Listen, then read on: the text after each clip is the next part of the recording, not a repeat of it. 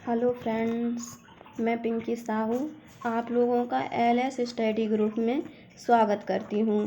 सबसे पहले मेरी वीडियो को लाइक और शेयर ज़रूर कर दें और सब्सक्राइब भी कर दें। अगर मेरी वीडियो आप लोगों को पसंद आए तो अपने दोस्तों को शेयर भी करें। अब मैं आप लोगों को पहले वाले पार्ट में आप लोगों को मैंने अवस्थाएं बताई हुई थी, सारी अवस्थाएं बता दी थी। अब मैं आप लोगों को लेके चलती हूँ एक महत्वपूर्ण पॉइंट में। इसका महत्वपूर्ण पॉइंट है, उसमें एक टॉपिक है जीन पियाजे का संज्ञानात्मक विकास का सिद्धांत। अब मैं आप लोगों को पढ़ाऊंगी जीन पियाजे का संज्ञानात्मक विकास का सिद्धांत, जो एग्जाम की दृष्टि से इम्पोर्टेंट है। क्या है? मोस्ट इम्पोर्टेंट है ये। तो चलो आगे बढ़ते हैं। संज्ञान का अर्थ होता है समझकर ज्ञान प्राप्त करना। संज्ञान कहते नहीं, हमारी ये संज्ञान में नहीं था, मतलब हम समझ नहीं थी। अब इसका है समझकर ज्ञान प्राप्त करना, अर्थात किसी विषय वस्तु पर गहनता से ध्यान देना। इसका क्या मतलब हुआ? संज्ञान का अर्थ हुआ समझकर ज्ञान प्राप्त करना, अर्थात किसी विषय वस्तु पर गहनता से ध्यान देना। तो ये हमारा है संज्ञान। अब जीन पियाजे ने संज्ञानात्मक विकास की कितनी अवस्थाएं बताई हुई हैं?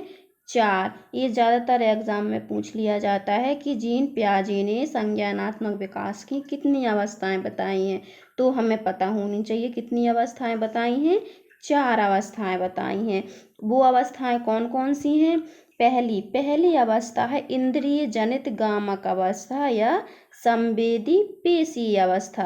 पहली अवस्था कौन सी है हमारी? इंद्रिय जनित गामक अवस्था। उसी का दूसरा नाम है संवेदी पेशी अवस्था।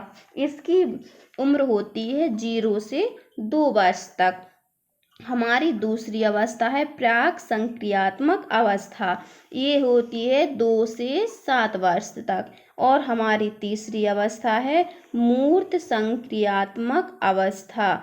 ये मूर्त संक्रियात्मक अवस्था ये कब तक होती है? 7 से 11 वर्ष तक होती है। अगली हमारी लास्ट चौथी अवस्था है अमूर्त औपचारिक संक्रियात्मक अवस्था। कौन सी है हमारी? अमूर्त संक्रियात्मक औपचारिक अवस्था। ये होती है 11 वर्ष से ऊपर। ये अवस्थाएं कभी लाइन से टॉपिक क्रम से पूछ ली जाती हैं, तो इन्हें हमें क्रम से ही याद रखना पड़ेगा। कभी कभी इनकी उम्र पूछ ली जाती है कि ये अवस्था कितनी से कितनी उम्र तक की है, इसलिए हमारी मोस्ट इम्पोर्टेंट है।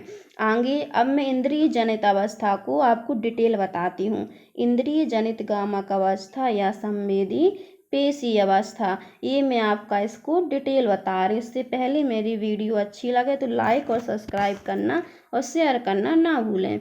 अब आगे इसकी पहला पॉइंट है, यहाँ बालक इंद्रियों के माध्यम से ज्ञान प्राप्त करता है। इसके नाम से ही स्पष्ट हो रहा है इंद्रिय जनित गामक अवस्था, मतलब यहाँ बालक कैसे इंद्रियों के माध्यम से ज्ञान प्राप्त करता है। और इसकी अवस्था कितनी होती है? 0 से 2 वर्ष तक। तो बालक ज़्यादातर बोल तो पाता नहीं, अपनी इंद्रियों के माध्यम से ज्ञान प्राप्त करता है। और दूसरा है तर्क और चिंतन का अभाव होने के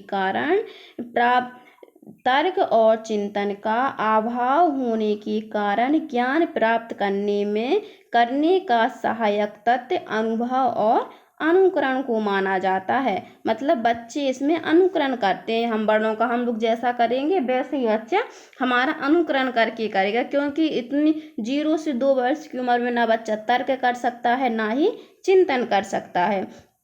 अगली दूसरी अवस्था मैंने बताई थी आपको प्राक संक्रियात्मक अवस्था।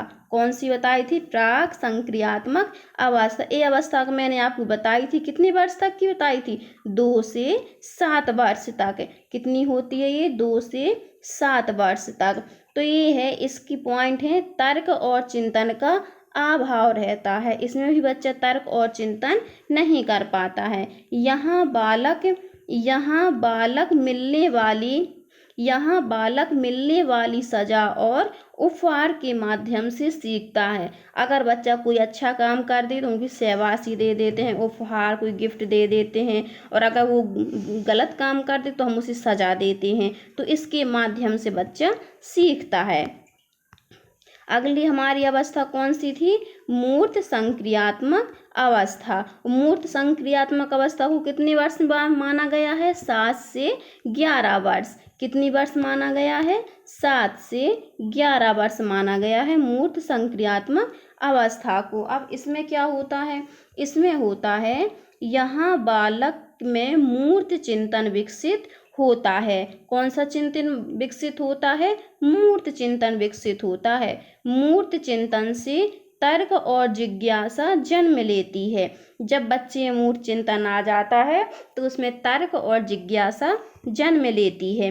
अब अगली अवस्था है हमारी अमूर्त औपचारिक संक्रियात्मक अवस्था। ये अवस्था कब की कब तक से मानी जाती है? ये अवस्था 11 वर्ष से ऊपर मानी जाती है।